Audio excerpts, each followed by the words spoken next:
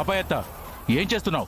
నువ్వు గోరు ముద్దలు తినిపించి దాన్ని పుష్టిగా తయారు చేస్తే మేమంతా ముష్టెత్తుకుని తిరగాల్సిన నలుడు.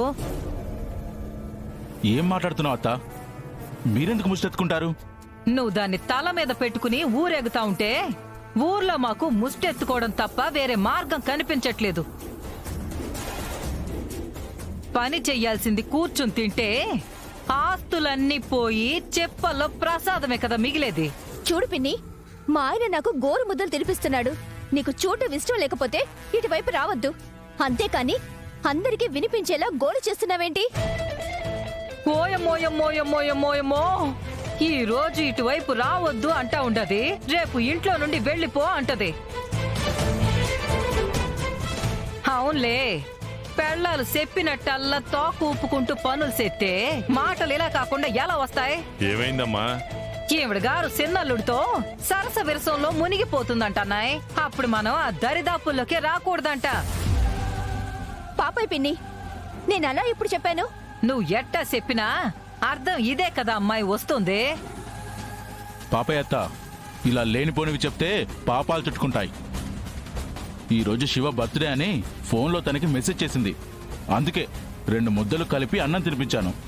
దానికి ఇంత రాద్దంతం చేస్తావనుకోలేదు. ఈ రోజు శివకి మెసేజ్ చేసింది, రేపు శ్రీవల్లికి ఇంకేదో చేస్తుంది. ఇట్ట రాత్రి పగలు ఫోన్లో మునిగిపోతే అంట్లు ఎవరు తోవాలా, బట్టలు ఎవరు ఉతకాలా? పోనీ నీ పెళ్ళం సేరు నువ్వు ఉతుకుతావా చెప్పు? అట్ట అడగొద్దు సెల్లమ్మ. పౌరుషానికి పోయి ఉతుకుతాను అంటే అప్పుడు పోయేది మన పరువే.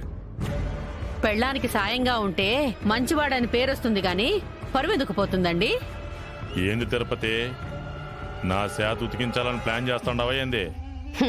మేము అలాంటి వాళ్ళమే అయితే మీ ఆటలు సాగేవి కావు. ఏంది? ఏం లేదులేండి, ఇంట్లో పనేదైనా ఉంటే మేం చూసుకుంటాం. పాపాయమ్మ అన్ని విషయాల్లో తలదూచి బీపీ తెచ్చుకోకుండా ఉంటే మంచిది.